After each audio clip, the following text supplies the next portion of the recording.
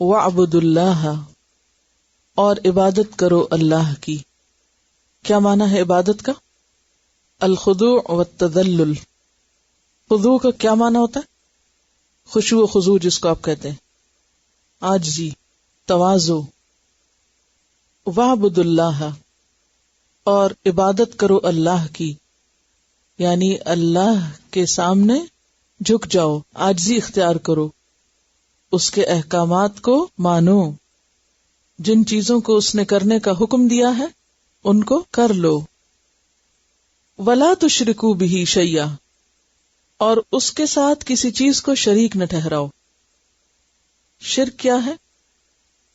غیر اللہ کو اللہ کے برابر قرار دینا. غیر اللہ میں کون کون شامل ہے؟ سبھی تو شامل ہیں. اللہ کے سوا ہر چیز ہی تو آ جاتی ہے. کس کس کو گنیں گے؟ گننے والی چیز ہے یہ، گنی جا سکتی نہیں.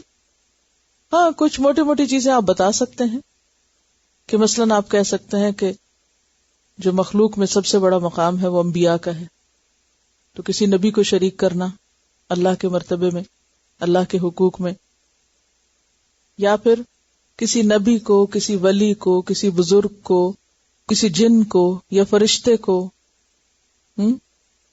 کسی پتھر یا شجر کو، کسی بھی چیز کو، کوئی بھی چیز، خواہ وہ آگ ہو، پانی ہو، ستارے ہوں، سیارے ہوں.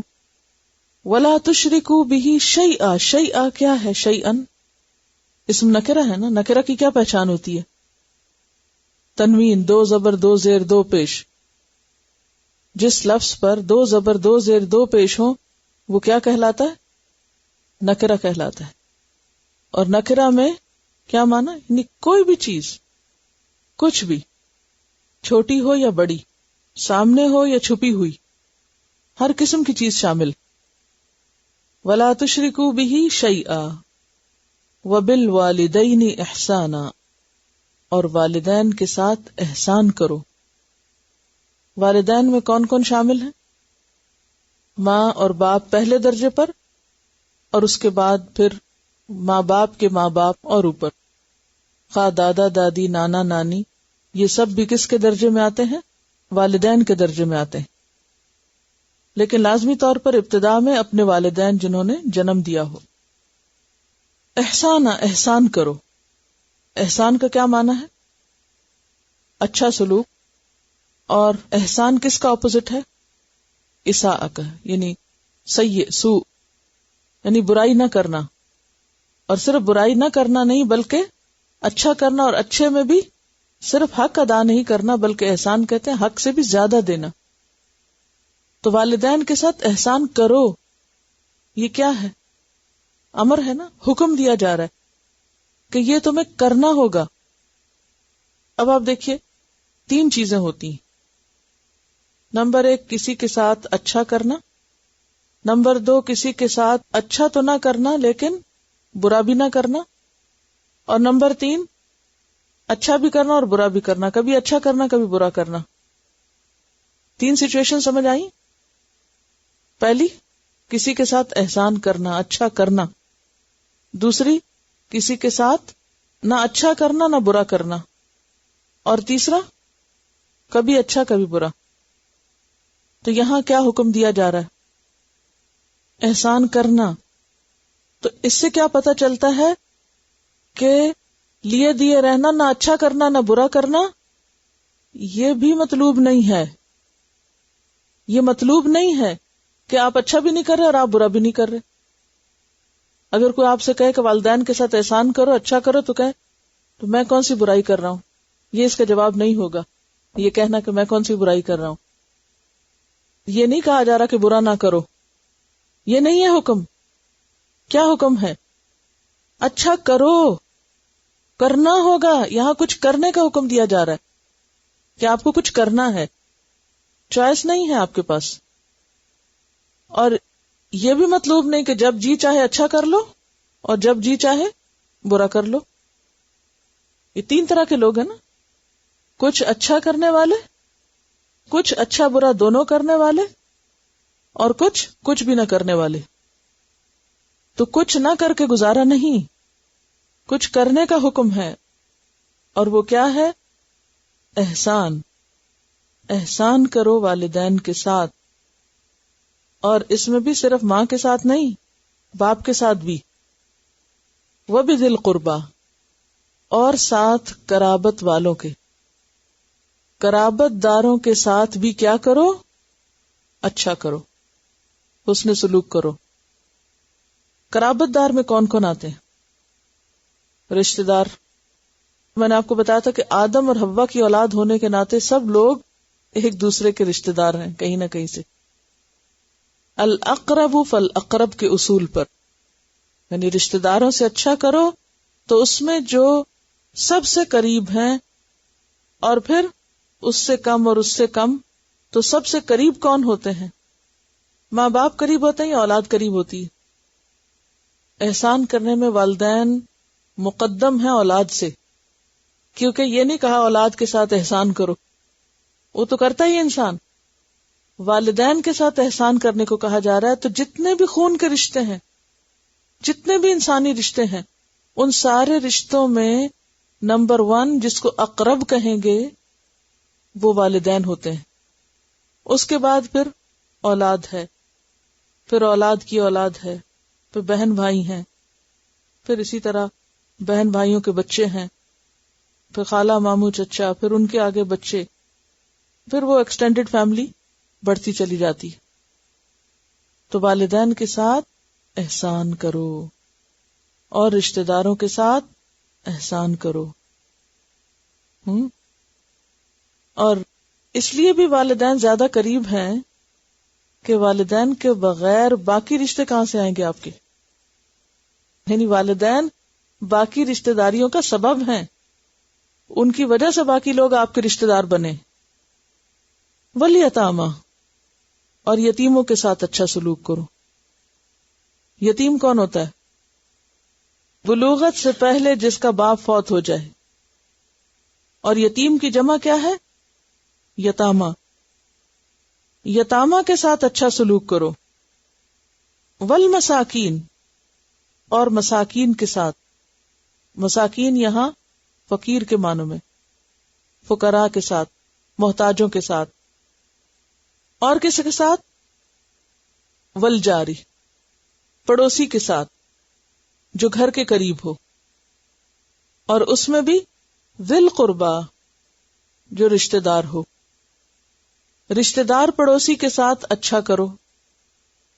والجاری، اور پڑوسی الجنوبی، جو فاصلے پر ہو. جنوب کا کیا معنی؟ جم کہتے ہیں نا پہلو کو، ذرا دور کا. تو دوری کس معاملے میں؟ 2 طرح کی دوری ہو سکتی. ایک تو جو رشتہ دار نہیں، اور دوسرا یہ کہ جس کا گھر دور ہو. ٹھیک ہے، یعنی قریب کے پڑوسی کے ساتھ بھی اور دور کے پڑوسی کے ساتھ بھی. لیکن یہاں جو زیادہ بہتر معنی ہے وہ کیا ہے؟ ذی القربیٰ کے اپوزٹ الجنب، یعنی جو رشتہ دار نہیں. یہ مراد اجنبی مراد ہے یہاں. جنوب سے کیا مراد ہے؟ اجنبی. اجنبی سے مراد کیا ہے؟ جس کے ساتھ خون کا رشتہ نہیں یا کوئی بھی دوسرا رشتہ نہیں. تو دونوں طرح کے پڑوسی حسن سلوک کے مستحق ہیں، خواہ وہ آپ کے رشتہ دار ہوں خواہ وہ نہ ہوں. ہاں، جو رشتہ دار پڑوسی ہے اس کا حق دوسرے کے مقابلے میں زیادہ ہے. والصاحبی، اور ساتھی کے ساتھ اچھا سلوک کرو. صاحب، صاحب کس کو کہتے ہیں؟ دوست، ساتھ رہنے والا، کمپینین. کون سا ساتھی؟ بالجنبی، جو پہلو کے ساتھ ہو. جنب کس کو کہتے ہیں؟ پہلو. پہلو کا ساتھی، جیسے ہم نشین جس کو آپ کہتے ہیں. مثلا ساتھ بیٹھنے والا، ساتھ سفر کرنے والا، ساتھ کام کرنے والا. یعنی جیسے کاروبار میں شریک ہے، کٹھے کام، ایک جگہ پر آپ کولیگز ہیں، جاب کٹھی کرتے ہیں، یا پھر آپ سفر اکٹھے کرتے ہیں. اور کس طرح؟ تعلیم اکٹھے حاصل کرتے ہیں، جیسے آپ یہاں بیٹھتے ہیں. ساتھ ساتھ بیٹھنے والے یہ کون ہے؟ وہ صاحب بالجنب. اور بعض مفسرین نے اس سے مراد بیوی بھی لی کہ وہ مرد کے لیے اور مرد بیوی کے لیے کیا ہے؟ ساتھی ہیں. پہلو کا ساتھی، لائف پارٹنرز. ٹھیک ہے، یہاں پارٹنر کا حق بتایا جا رہا ہے، خواہ وہ آپ کے ساتھ بیٹھنے والا ہو، ساتھ کام کرنے والا ہو، یا ساتھ زندگی بسر کرنے والا ہو. وابن السبیل، اور مسافر، راستے کا بیٹا، راہ گیر، مہمان، مسافر، ان کے ساتھ بھی اچھا سلوک کرو. اب اس میں سبیل کا لفظ کیوں استعمال کیا گیا؟ یعنی جو راستے میں ہو، ٹرانزٹ میں ہو، سفر پر ہو، یا پھر راستہ چل رہا ہو. جیسے آپ گاڑی چلا رہے ہوتے ہیں، کون ہوتا ہے ابن السبیل؟ جو آپ کے ساتھ سڑک شیئر کر رہے ہیں. کولیگز تو یہاں ساتھ بیٹھے ہوئے ہیں نا، تو پھر یہاں سے نکل کر جب آپ گاڑی میں بیٹھتے ہیں تو آپ بھی سبیل یعنی راستے کے بیٹے، اور آپ کے ساتھ جو اور بھی ساتھ جا رہے ہیں وہ بھی. عموماً ہم گاڑیاں چلانے والوں کے، سڑک شیئر کرنے والوں کے ساتھ اچھا سلوک بھول جاتے ہیں.